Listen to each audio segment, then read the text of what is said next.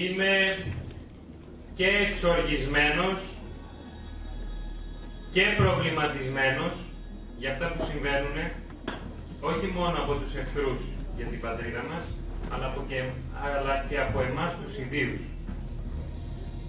Σήμερα, αν και υπάρχουν μερικές ταραχές και θα έλεγα συμπεριφορές που δεν αρμόζουν πλέον για το κίνδυνο που διαπερνούμε και θα πρέπει να θέτουμε στόχους και να προχωρούμε μπροστά ως Έλληνες και να έχουμε αποτελέσματα και όχι να εμποδίζουμε κινήσεις, θα ήθελα να πω ότι είμαι υπερήφανος για έναν λόγο που βρίσκομαι σε αυτή την αίθουσα. Μάλλον για τρεις.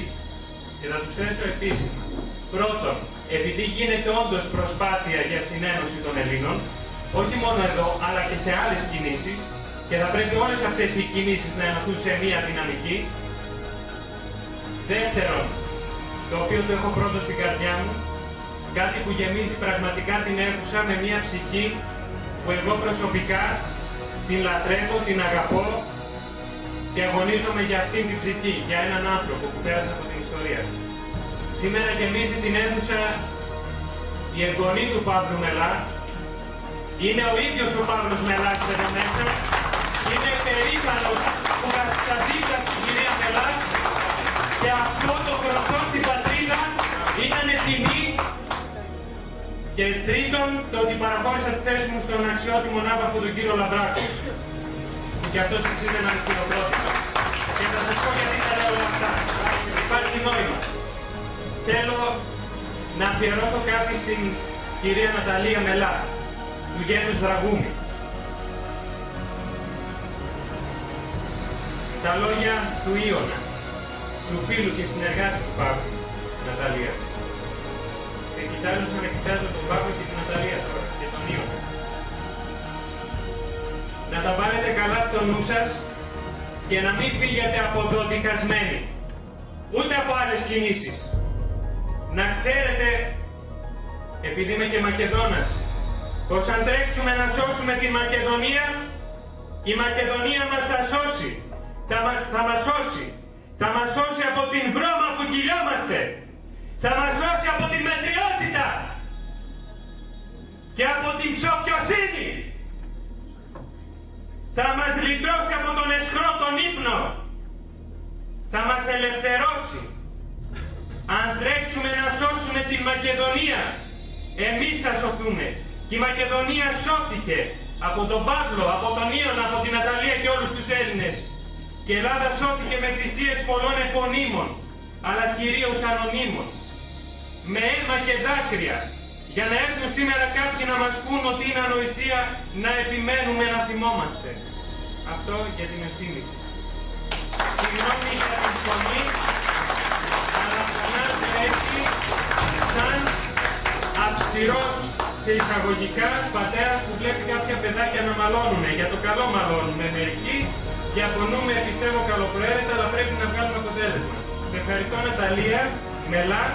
Στο πρόσωπο σου βλέπω τον Παύλο και την Ναταλία Μελά και τον Ιώνα Δραγούμη, γι' αυτό σου ζητώ εσένα ευχαριστώ ως Μακεδόνα που είμαι ελεύθερος σήμερα. Ευχαριστώ. Θέλω να σας μιλήσω τώρα. Θα σας πω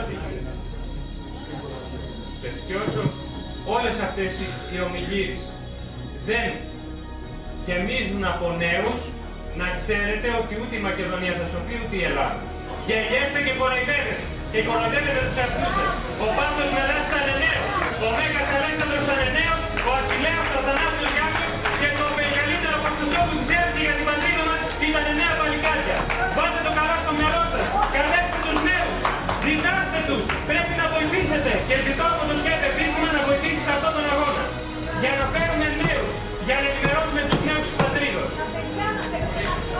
Τα παιδιά μας και τα εγγόνια και τα δισέγγωνα. Λοιπόν, και κάτι τελευταίο για να κλείσω.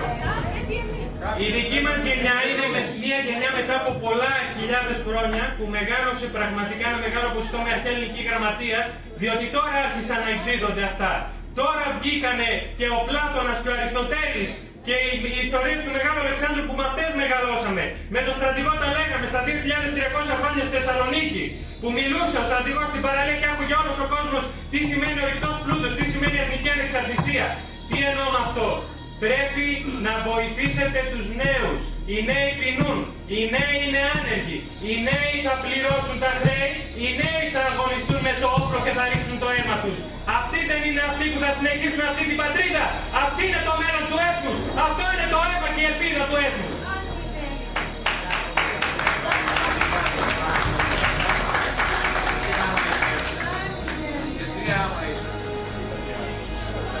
Είναι Έλληνες. Είναι Έλληνες. Νόμος των Ελλήνων. Κανένας άλλος νόμος δεν είναι αναγνωρίσιμος. Νόμος είναι αυτός που θέλουν οι Έλληνες. Και τέλος, θα ήθελα να πω το εξής για τη διαδικασία. Επειδή της Παγκόσμιας Ένωσης των Δυνάμεων του Ελληνισμού θα προχωρήσουμε. Θέλω να σας μεταφέρω κάποια μηνύματα που έχω από πολλές πλευρές. Δεν είμαι στη θέση σήμερα και δεν πρέπει να τα